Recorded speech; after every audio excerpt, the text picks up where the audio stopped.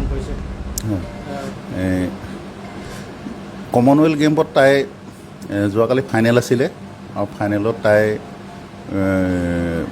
অষ্ট্ৰেলিয়াৰ প্ৰতিদ্বন্দ্বীৰ লগত পৰাস্ত হৈছে আৰু হ'লেও তাই ৰূপৰ পদকটো পাবলৈ সক্ষম হৈছে। তাৰ বাবে আমি সকলো আমাৰ পৰিয়ালৰ ফালৰ পৰা আমি যথেষ্ট সুখী।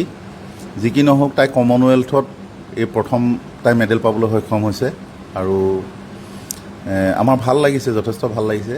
যিহেতু কমনৱেলথ গেম চলি থকাৰ অৱস্থাতেই আমাৰ অসমত এটা ভয়াৱহ বানপানীৰ সৃষ্টি হৈছিলে শিৱসাগৰ, চৰাইদেউ আৰু যোৰহাটত।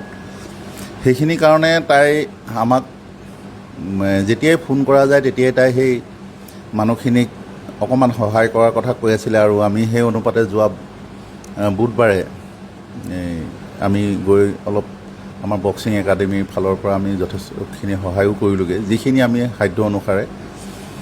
আৰু ইতিমধ্যে তাই সেই মেডেলটো এই বানপীড়িতৰ কাৰণে উচৰ্গা কৰিছে আৰু এইখিনি যথেষ্ট ভাল কাম বুলি মই ভাবোঁ।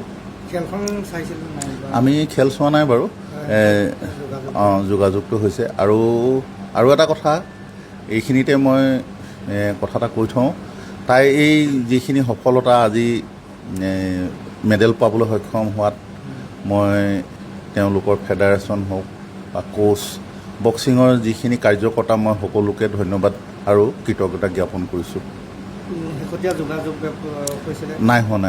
আমি তাই এতিয়া আমাৰ ইয়াত 11টা বাজিলে তাই কিজানি তাত 5টা 6টা এনেকুৱা বাজিব, তেতিয়া আমি যোগাযোগ কৰিম আৰু। কেতিয়া ঘৰলৈ অহাৰ কথা কিবা তেনেকুৱা? ঘৰলৈ অহাৰ কথাটো এতিয়ালৈকে সিদ্ধান্ত হোৱা নাই, ঘৰলৈ নাহিবও পাৰে। কাৰণ ছেপ্টেম্বৰত সিহঁতৰ এছিয়ান গেম আছে, আকৌ মাজতে এটা মাহ পাব। সেইকাৰণে হয়তো নাহিবও পাৰে, আহিবও পাৰে, নাজানো, 2-এদিনৰ কাৰণে। সেইখিনি কথা আমি এতিয়ালৈকে গম পোৱা নাই। প্ৰধানমন্ত্ৰী, ৰাষ্ট্ৰপতি, মুখ্যমন্ত্ৰী শুভেচ্ছা বাৰ্তা কৰিছে? হয়, মই পাইছোঁ।